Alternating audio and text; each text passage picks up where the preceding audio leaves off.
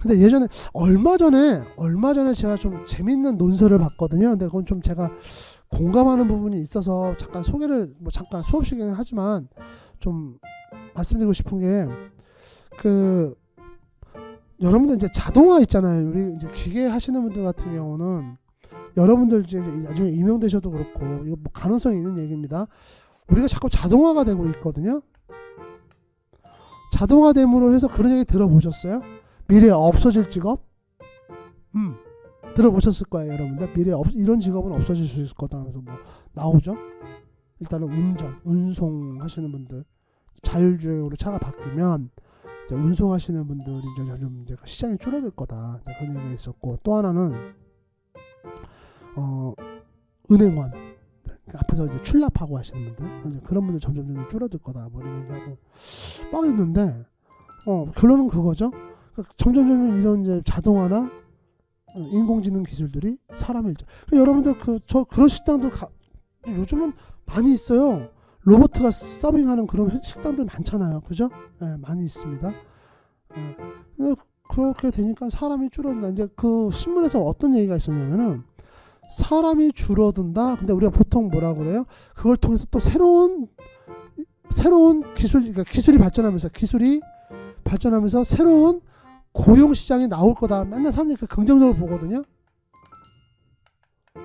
고용 시장이 새로 만들어질 거다. 왜 로봇을 만들려고 그러면 로봇을 만드는 또 그런 일도 또 AS도 해줘야 되고 막 이런 거 배터리도 만들어야 되고. 근데 과거 한 20년을 보니까 새로운 고용 시장이 나오긴 나오는데 굉장히 그러니까 없어지는 거에 비해서 굉장히 적다라는 거야. 그래서 이제 그것 때문에 좀 걱정하는 목소리가 한참 이제 있었을 때, 원래 이제 이슈라는 게 그렇잖아요. 막 똑같은 그게 해결도 안 됐는데 좀 시간이 지나면 수그러들잖아요. 해결된 것도 아닌데 그런 내용이 있었거든요. 근데 그 신문 논설에서 했던 건 그거예요. 맞다. 이거 자동화 때문에 없어지는 일자리가 10개면 고용시장이 새로 만들어져서 들어가는 필요로 하는 인력은 1이다. 근데 그나마도 굉장히 고도로 숙련되거나 고도로 교육을 받은 사람들만 들어갈 수 있는 그런 일자리도 될 거다. 이게 그래서 이게 해결이 안 될 거다. 이제 그 맞다 하면서 이제 여기서 하는 얘기는 그거예요.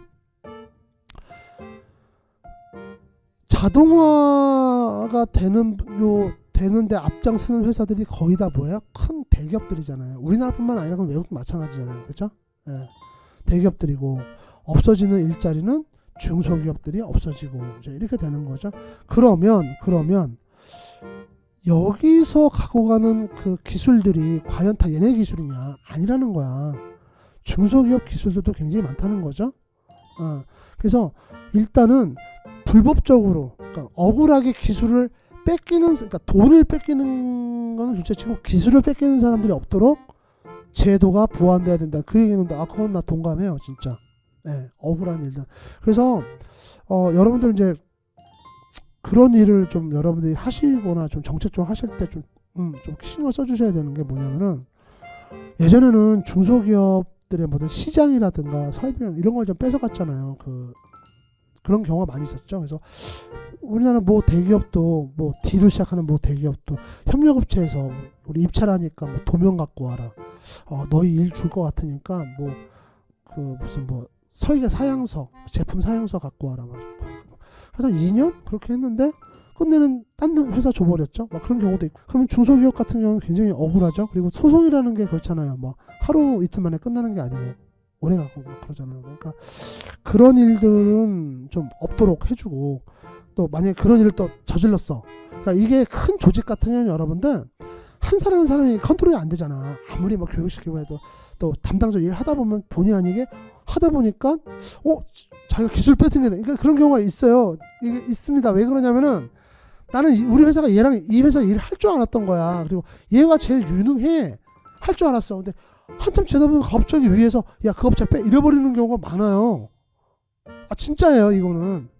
그럼 담당자도 본의 아니게 나만 나쁜 놈이 되는 거야. 속상하지면 어떡해. 그럼 둘 중 하나씩 회사 때려서 나오든가, 나 이딴 회사에 못 다니겠다 나오든가, 아니면 그냥 묵인하고 나 여기 붙어 있어야 돼 가든가. 둘 중 하나밖에 더 있으니까 인생 그렇게 우리 복잡하지 않아요. 그런 경우도 있어요. 그러니까 그럴 때는 징벌적 손해배상 제도가 도입해야 된다. 그러니까 저는 거기에 좀 동감을 해요.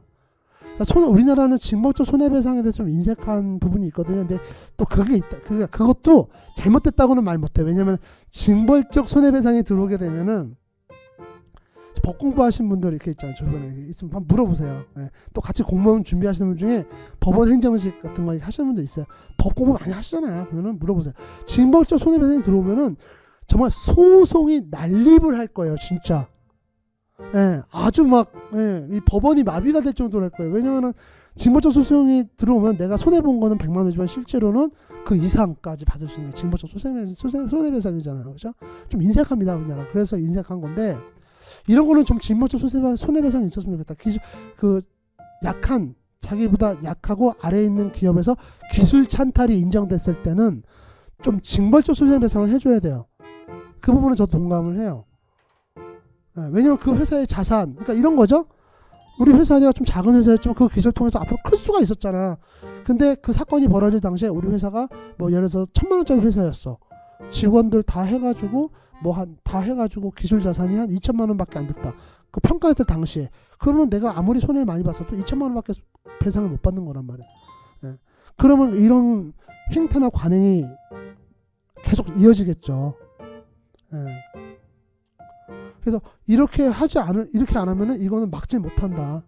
그런 얘기가 있었어요. 그래서 그 사설을 보면서 조금 제가 동감을 했던 거다. 이건 좀 징벌적 손해배상이 좀 들어왔으면 좋겠다. 이런 부분은 중소기업의 기술 찬탈이 이루어지는 부분에 대해서는.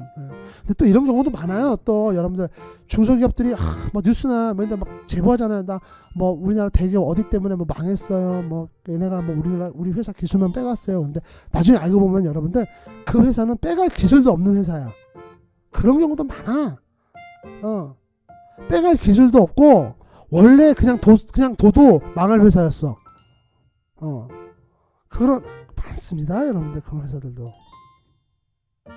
여러분들 그 신문이나 뉴스 보면은 딱 나오면 그냥 막 다 그냥 중소기업이 약자 같고 왠지 다 착한 것 같지만 안 그래요. 그런 회사들 많이 있어요. 오죽했으면 여러분들 지금 실제로 있었던 이거든. 우리나라 뭐 전자회사에서 그 신문 났어요. 뭐 거기 있는 직원이 뭐 중국으로 기술을 빼돌려서 뭐 손실이 뭐 2,500억 정도 예상하는, 뭐 3,000억 예상하는. 그럼 그 직원들 뭐라는지 알아요? 그 회사 직원들끼리 모여가지고, 야, 우리 회사에 그런 기술이 있었어? 야, 그 기술이 2,500억, 그 누가 선정한 거니? 그래요, 진짜로. 자, 그래서 지금 보시게 되면 이제 저널이라는 말씀, 잠깐 얘기하다가 저널이라는 말씀을 드렸는데, 저널이라는 말씀 여러분들 좀 기억을 해주시고요. 그래서 지금 밑에 보면 저널의 종류 나오잖아요. 저널 자체가 레디얼 스러스트 테이퍼 저널 이렇게 나오고요. 밑에 그림 8-1 볼게요.